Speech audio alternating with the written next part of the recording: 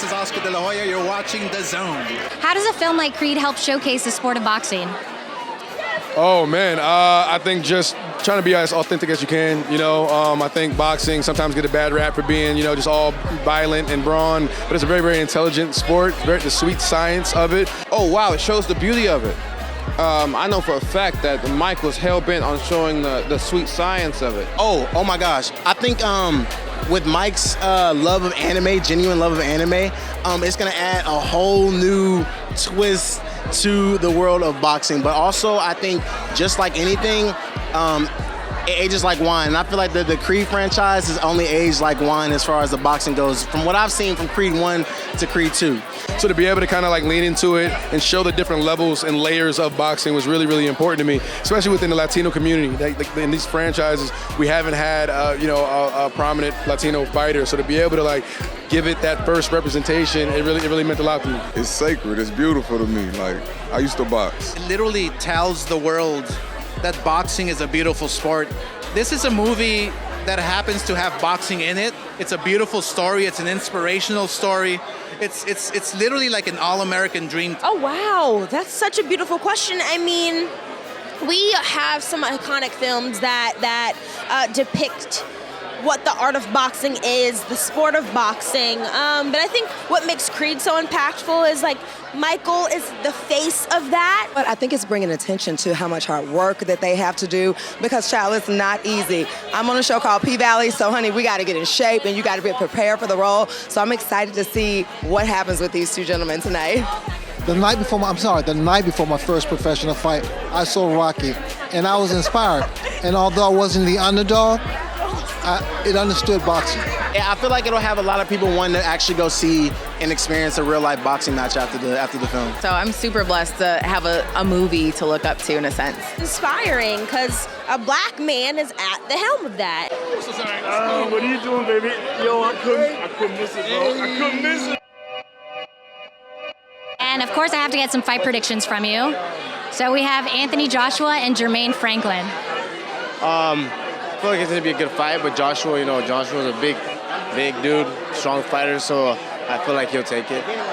I'm going with Franklin. Again, he's from Michigan. He's a hard-working fighter, and I know he's been waiting for this opportunity. Franklin's a tough customer. We saw him against Dillian White. AJ, he's got to get back on the winning track. He's going to have a big year this year, so I just can't wait to see him. I think Joshua, holds the cards in that fight. Look, I respect Franklin for what he did against Dillian White, but Anthony Joshua is a completely different type of fighter. I think Anthony Joshua, even though he's hit on some hard times, still in the prime of his career, I think Joshua mid-fight knockout. I think Joshua knocks him out. I mean, he has to knock him out. A points decision doesn't get it. I think I'm going to go with Big AJ on this one. I really feel that this is not the first test for Anthony, but this is a very important test for Anthony. This is where it's going to show the world and show himself what he's really made of. He's facing adversity. He knows that it's a tough position to be in. I mean, he's in between a rock and a hard place, but I got Anthony Joshua. I think he's going to come out strong, guns blazing. He's going to come out and show the world who he really is. Here we go again, I'll be there. Hopefully I can be there. I'm a big fight fan. Gervonta Davis and Ryan Garcia. I just love this fight. Look, you've got all these great guys at lightweight, whether it's Lomachenko, whether it's Haney, whether it's Gervonta, whether it's Ryan Garcia. And to me, these guys it's one of the most intriguing matchups at 135. Cannot wait for the fight. The fans are the ones that are going to win out of that. Oh, that's the hardest one. I think that one just changes like every week depending on what's going on in their personal life. I think Rick Ramos is going for, I'm going to go Gervonta Davis because Rick is going for King Ryan, so that's what we'll do. Listen, I am Ryan Garcia all day, every day, baby. Let's go. Gotta go with Gervonta Davis, knockout artist. I'm leaning a little bit towards Tank, but, Ryan, he's no slouch, and he got the height, he got the speed, he got the power, and if he stay, fundamentally sound and don't go in there and slug it out with Tank, he can pull an upset. I have long been one of the only guys on Ryan Garcia Island on this fight. Most people are on Tank Davis Island. I believe Tank Davis starts off too slow.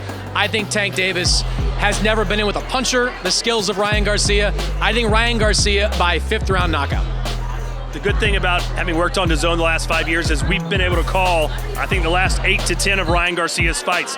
We saw him when he struggled early. We saw him when he had these defensive lapses, but it seems like he's getting everything together. He's got the speed, he's got the power, and I think Tank Davis is coming into this matchup feeling like he's the favorite and he can kind of come in there lackadaisical. If Tank Davis blinks or makes one mistake defensively, I think Ryan can cash in, and I bet on a Ryan Garcia knockout. I feel like Gervonta Davis,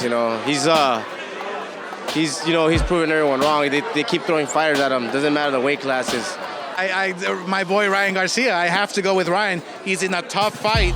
It's not an easy one, but this fight here, whoever makes the first mistake is gonna knock out his opponent. Both guys fight with passion. Gervonta's an amazing fighter, and I like him actually.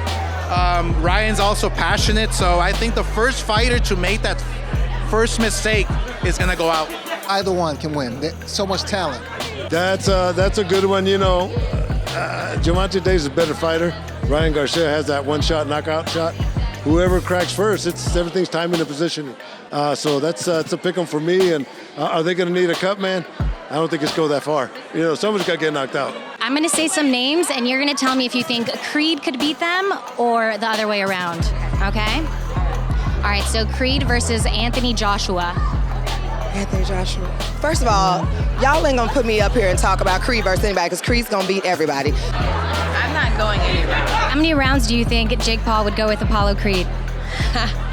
Jake Paul with Apollo Creed? I don't know. I think it could go all rounds and Apollo wins it by decision. Not too many.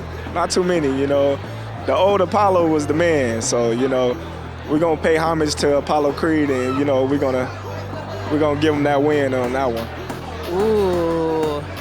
I don't know. I would like to see Michael B. Jordan in a real fight to see, because I know he trains hard, so I don't know. I think they would be very evenly matched. I'd say let's keep it at 8 rounds. I wouldn't see anything past that. And it'd be good sparring. Creed, he's good. He's good. He's fast. He learns fast. He packs a punch. So don't take him. Don't think of him lightly. Wow, that's actually a good one. You're a good matchmaker. I really can't say who can win because, like I said, Michael B. He hasn't had the experience inside the ring in a professional fight like Jake Paul. So I would have to go with Jake Paul because of the experience. But I like that fight.